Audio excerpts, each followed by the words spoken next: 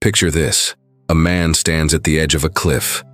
Behind him, a crowd screaming, "Jump, jump, you'll fly." They promise him wings, glory, everything he's ever wanted. But instead of jumping, he takes one step back, then another, and another. The crowd goes silent, not because he jumped, because he refused. And in that refusal, he became more powerful than anyone who ever leaped. Machiavelli understood something the world desperately tries to hide from you. The word no isn't just a response, it's a weapon, the most devastating weapon a man can wield, and they've spent your entire life convincing you that using it makes you weak, selfish, broken. But here's what they're actually terrified of. A man who can refuse is a man who cannot be controlled. And an uncontrollable man, he doesn't just threaten the system, he exposes it. So before we dive deep into why your refusal is the power they fear most, let me ask you something. When was the last time you said no and actually meant it?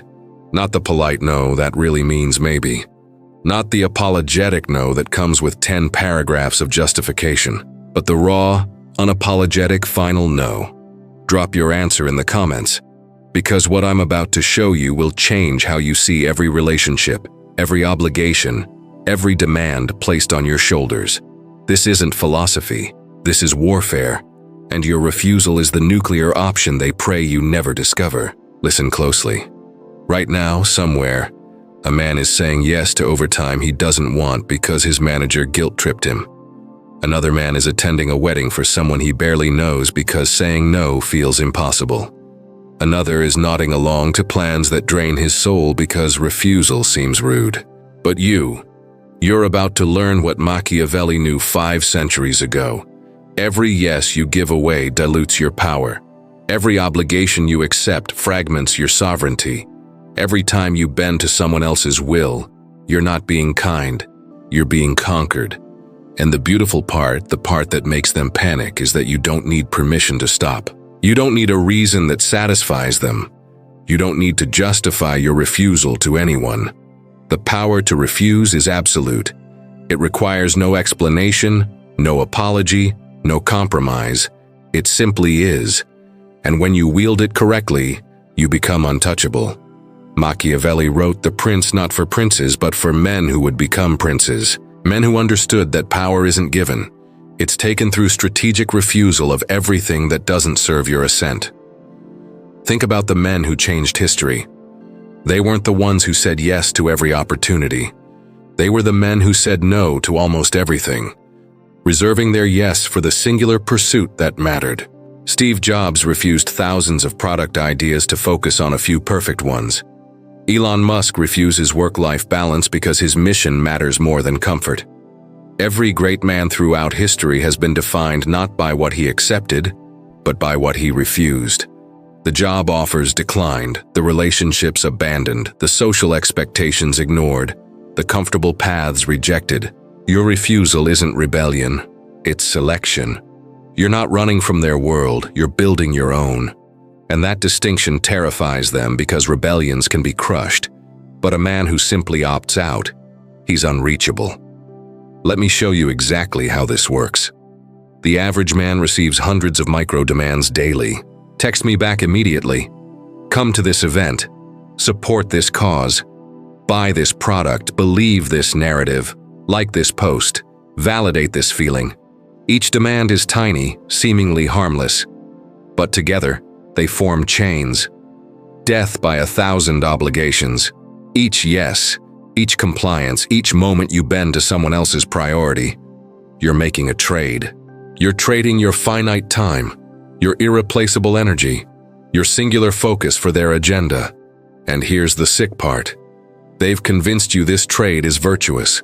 Being available means you're caring. Being agreeable means you're mature. Being accommodating means you're a good person. But Machiavelli understood what they hide. Virtue without power is meaningless. Kindness without boundaries is weakness. Generosity without selection is stupidity. The refusal gives you back what they stole. Your time stops being community property. Your energy stops being a public resource. Your life stops being a democracy where everyone votes except you. I watched a friend transform once he learned this. For years, he was everyone's go-to guy. Need help moving, call him. Need someone for plans, he's available. Need emotional support at 3 in the morning, he's there. And you know what all that availability got him? Exhaustion, resentment, and a life that belonged to everyone except himself. Then something shifted. He started refusing, not rudely, not with explanations, just clean, simple no. The first few times, people were shocked. But here's what happened next. The takers disappeared. The people who only called when they needed something, gone. The friends who extracted value but never provided it, vanished. And what remained were the few relationships that actually mattered, the ones built on mutual respect rather than his endless availability. His life didn't shrink, it concentrated, like reducing a sauce, boiling away the water until only the essential flavor remains. That's what strategic refusal does. It removes the dilution and reveals what actually matters. Now, let's talk about why this power specifically terrifies them.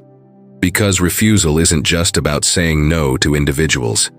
It's about saying no to entire systems that depend on your compliance. The economic system needs you to say yes to debt, to mortgages, to car payments, to keeping up with trends. Your refusal to participate collapses their projections. The social system needs you to say yes to marriage, to children, to traditional milestones that make you predictable. Your refusal to follow the script makes you unmeasurable. The relationship system needs you to say yes to compromise, to emotional labor, to constant availability. Your refusal to be endlessly accessible makes you uncontrollable. See the pattern. Every institution, every tradition, every social norm exists because enough people said yes, not because the thing itself is necessary, but because compliance is. And when you refuse, you're not just rejecting a specific demand.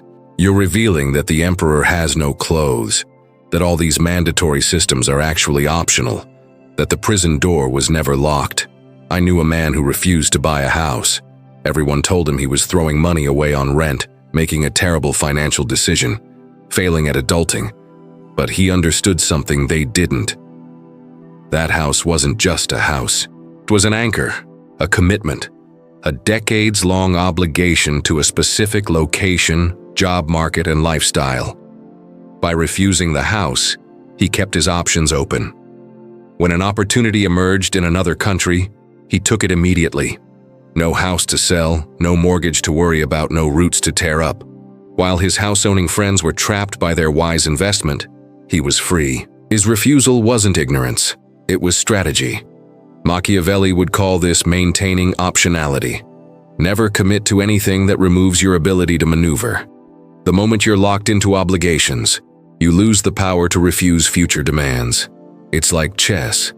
The player with more pieces has more options, more possible moves, more ways to respond. Your refusals keep pieces on your board. Every yes removes a piece, limits your options, constrains your future moves. But here's where it gets really interesting. Your refusal doesn't just protect you, it changes how others perceive you.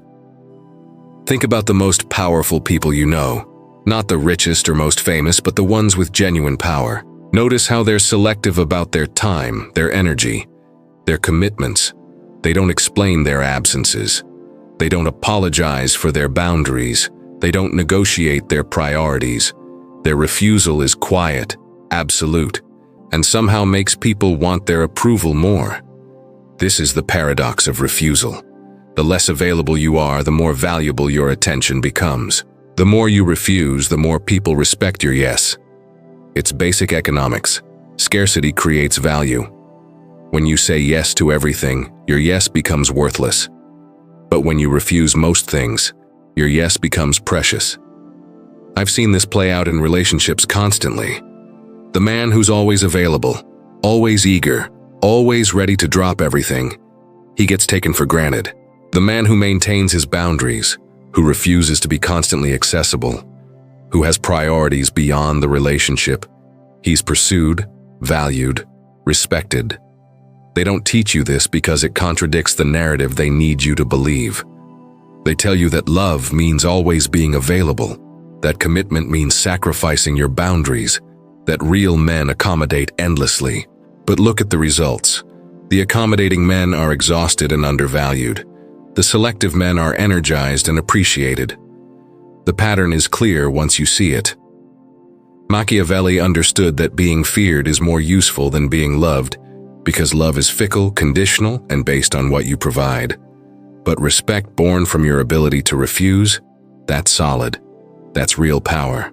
When people know you'll refuse demands that don't serve you, they approach you differently. They don't assume. They don't demand. They ask carefully, respectfully, knowing you might say no. And in that careful approach, you've already won. You've established that your time, your energy, your life belongs to you first. Not to them, not to society, not to tradition. To you. Let me tell you about the most dangerous refusal of all. The refusal to explain yourself. Most men, when they say no, they immediately launch into justifications. I can't because of this, I'm unable because of that. I would, but circumstances prevent it. Every explanation is an opening, a crack in your armor, a point of negotiation. Because once you explain, they can argue with your reasons. They can offer solutions to your obstacles. They can guilt you about your priorities. They can turn your no into a maybe, and your maybe into a reluctant yes. But what happens when you refuse without explanation? Just a simple, clean, final no. At first, they'll push. Why not? What's preventing you? Surely you can make an exception. This is important. But if you hold firm, something beautiful happens. They accept it. Not because they understand, not because they agree, but because there's nothing to negotiate. Your refusal becomes a fact, like gravity or the tide. It simply is. And in that acceptance, you've taught them something crucial about you. You're not governed by their approval. You're not convinced by their arguments. You're not moved by their guilt. You're sovereign. And sovereignty is maintained through consistent, unapologetic refusal of anything that violates it.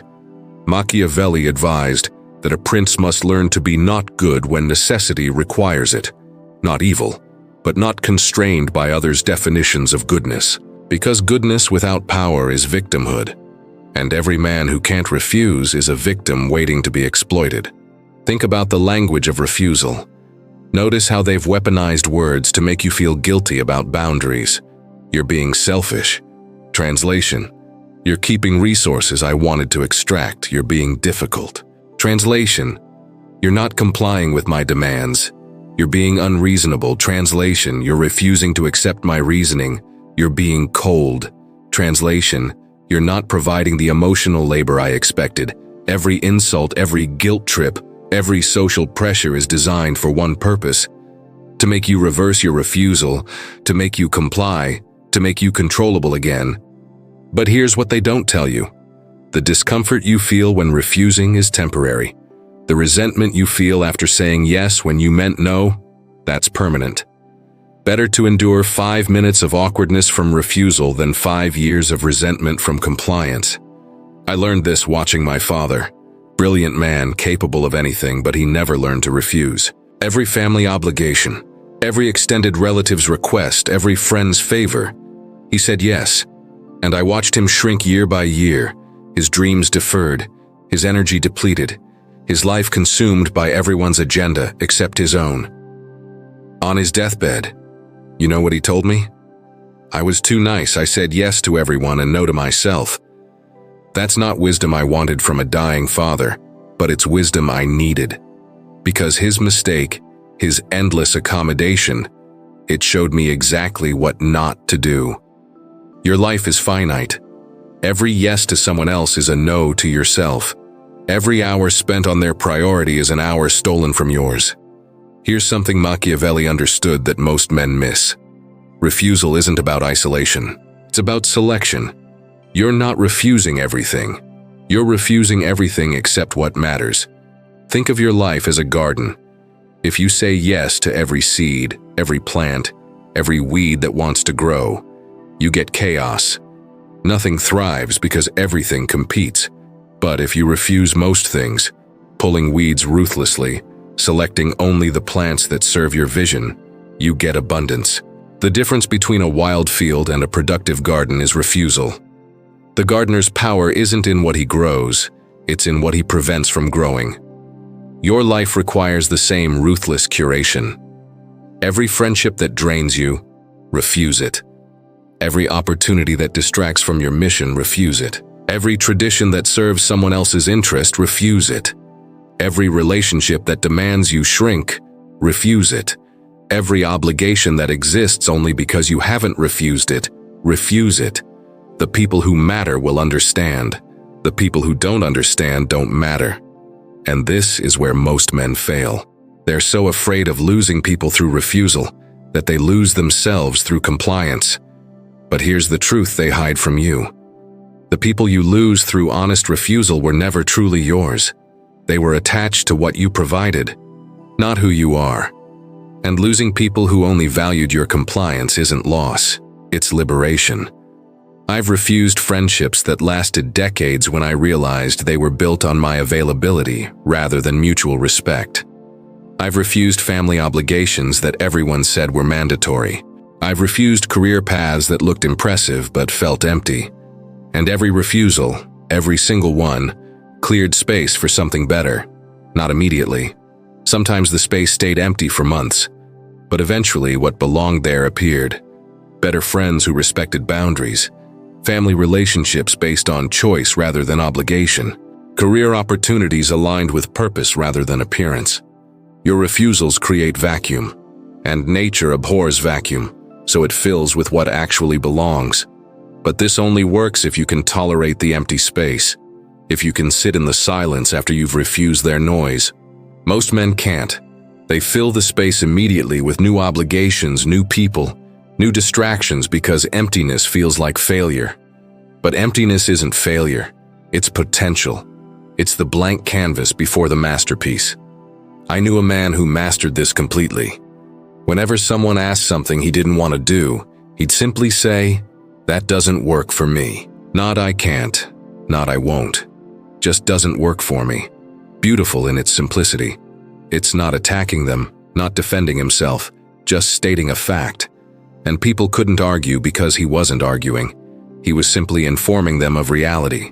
His reality, which he controlled completely.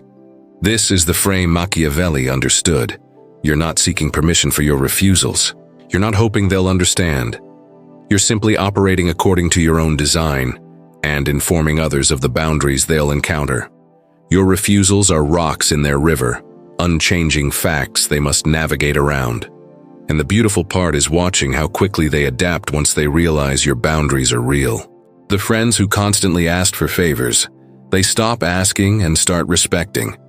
The family who pushed obligations, they stop pushing and start appreciating when you do show up. The employers who assumed unlimited availability, they start valuing your time and working within your boundaries. Your firm refusals train people how to treat you. Every time you maintain a boundary, you're teaching them that your no means no. And eventually, they stop testing, stop pushing, stop assuming, and start respecting. But this only works if your refusals are consistent. If you refuse today but cave tomorrow, you've taught them that your no just means keep pushing. Every time you reverse a refusal, you've weakened every future refusal. This is why Machiavelli emphasized that a prince must maintain his reputation for steadfastness. Because reputation is prediction. If people can predict you'll hold firm, they don't test. If they predict you might cave, they always test. Your reputation as someone who refuses and means it is one of your most valuable assets. It saves you from thousands of future requests because people self-filter before asking. They think, he'll just say no anyway, so why bother? And in that moment, your past refusals are protecting your future time. Let me show you how refusal operates in the realm of relationships, because this is where men lose the most power. The modern relationship market operates on a simple premise. Men compete, women select, men prove value, women grant access. This framework seems natural until you realize it's designed to extract maximum value from men while giving them minimum power. Because in this framework, you're always auditioning, always proving, always working to maintain her interest. You're the performer, She's the audience. You provide, she evaluates. You invest, she decides. Machiavelli would call this a losing position, because the person with less invested has more power. The person who can walk away easily controls the person who can't. And in modern relationships, men are taught to invest everything, while women are taught to keep their options open. But watch what happens when you refuse this framework entirely. When you stop auditioning, stop proving, stop working to maintain interest. When you make her earn your commitment instead of assuming she's the prize. When you refuse to be the performer and insist she perform for you. The entire dynamic flips. Suddenly you're selecting instead of competing. You're evaluating instead of proving. You're deciding instead of hoping.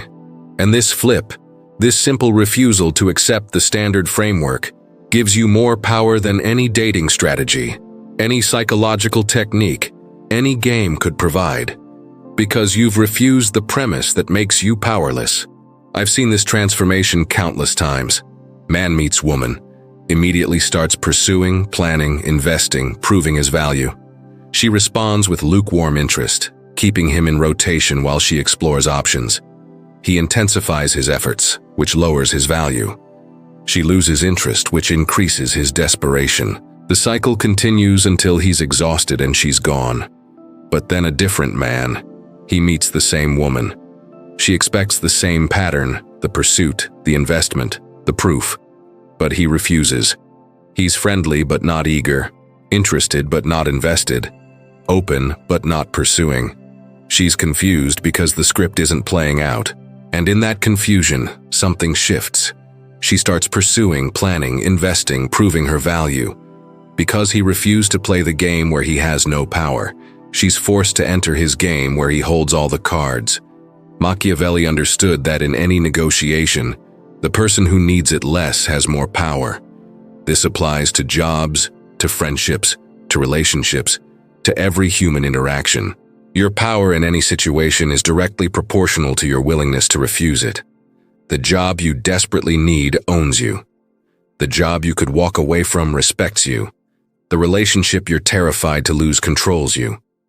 The relationship you could leave tomorrow values you. The friendship you cling to drains you. The friendship you maintain by choice nourishes you.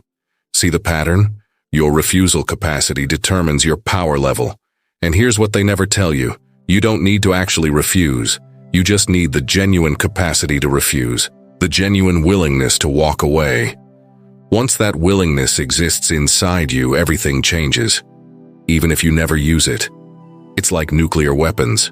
Countries with nukes rarely use them, but everyone negotiates with them differently because of what they could do. Your capacity for refusal is your nuclear option, and everyone can sense whether you have it or not. The man who can't refuse anything radiates it. People sense his desperate need for approval, his inability to walk away, his fear of being alone, and they treat him accordingly, taking advantage, pushing boundaries, extracting value. But the man who genuinely could refuse everything, who has built a life where he needs nothing from anyone, who has cultivated such internal completeness that external validation is irrelevant. He radiates something completely different, self-sufficiency, groundedness, power, and people treat him accordingly, respecting his boundaries, valuing his time, appreciating his attention. The irony is beautiful. The more you need people, the more they avoid you. The less you need people, the more they want you. The more you chase approval, the less you receive. The less you care about approval, the more you get. Your neediness repels, your self-sufficiency attracts. And neediness is nothing more than inability to refuse. Let me tell you about the deepest level of refusal, the one most men never reach. It's the refusal of your own weakness. Most men master refusing others eventually. They learn to say no to demands, to obligations, to expectations. But they never learn to refuse their own excuses, their own rationalizations, their own comfort. This is where Machiavelli's wisdom becomes personal. Every day, 1,000 moments where you either refuse your weakness or succumb to it. And your life is nothing more than the accumulated result of these tiny refusals. The man who can refuse others but not himself is still a slave, just to a different master. His own comfort, his own fear, his own laziness. But the man who masters self-refusal, who can look at his own excuses and say no, who can deny his comfort for his purpose, who can refuse every rationalization his mind creates to keep him small, that man becomes unstoppable. Because if you can refuse your own weakness, refusing external pressure becomes effortless. The alarm goes off. They value discipline but can't refuse 5 more minutes. The workout calls. They value health but can't refuse the couch. The work demands focus. They value achievement but can't refuse social media. Your refusal to accept your own standards determines everything. And here's the brutal truth. You already know what you need to refuse in your life. The habits that drain you, the people who diminish you, the excuses that limit you, the fears that paralyze you. You know, you've always known.